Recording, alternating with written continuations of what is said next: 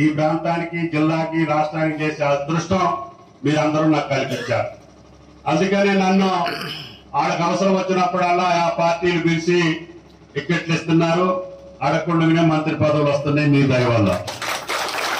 ఆ మంత్రి పదవి ద్వారా మీకు ఇంకా లాభం ఎట్లా చేయాలి, ఇంకా మీ జీవితాల్లో వెలుగులు ఎట్లా నింపాలి, మీ గ్రామాలు ఇంకా సుందరంగా ఎట్లా ఉంచాలి, మిమ్మల్ని అందరినీ కూడా ఒక క్రమశిక్షణ కలిగినటువంటి రైతులుగా, క్రమశిక్షణ కలిగినటువంటి పౌరులుగా మిమ్మల్ని ఎట్లా తీర్చిదిద్దాలి. కొంతమంది అంటారు మమ్మల్ని కోడి పందాలు ఎగిరియడని. నేను పోలీసు కూడా చెప్పాను, మా డిఎస్పీ గారు ఉన్నారు. పండగ 3 రోజులు మాది ట్రైబల్ కల్చరు, 3 రోజులు మా ఊళ్ళో వరకే వేసుకుంటాం. అంతేగాని మీరు దేశం అంతా తిప్పి లైట్లు పెట్టి అవారం పెట్టి కార్యక్రమం చేసి కాంట్రాక్ట్ చేసే వాళ్ళని ఎలో చేయొద్దు. అట్లాగే పిల్లలకి కొంతమంది గంజాయి అలవాటు చేస్తున్నారు.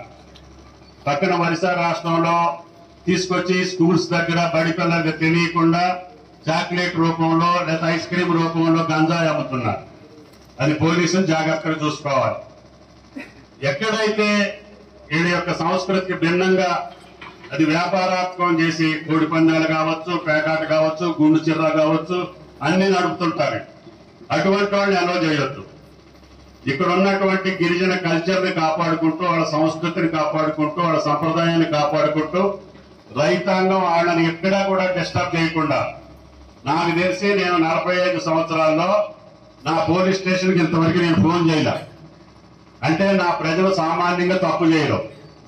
ఎక్కడన్నా తెలవక తెలుసో యాక్సిడెంటో ఇటువంటి ఏదైనా జరిగితే మీరు వాళ్ళకి న్యాయం చేయండి తప్ప మా దగ్గర ఎటువంటి లా అండ్ ఆర్డర్ బ్రేక్ చేసే పరిస్థితి ఉండదు.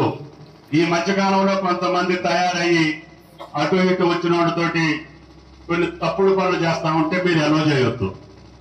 దశవరాపేట కావచ్చు, దమ్మపేట కావచ్చు, నా జిల్లా కొత్తగూడెం జిల్లాలో ఎక్కడా కూడా అసాంఘిక కార్యక్రమాలు జరగటానికి లేదు. మరిన్ని వీడియోస్ కోసం ఛానల్ ని సబ్స్క్రైబ్ చేయండి. లేటెస్ట్ అప్డేట్స్ కోసం వాట్సాప్ ఛానల్ ని ఫాలో అవ్వండి. ఆ లింక్ డిస్క్రిప్షన్ లో ఉంది.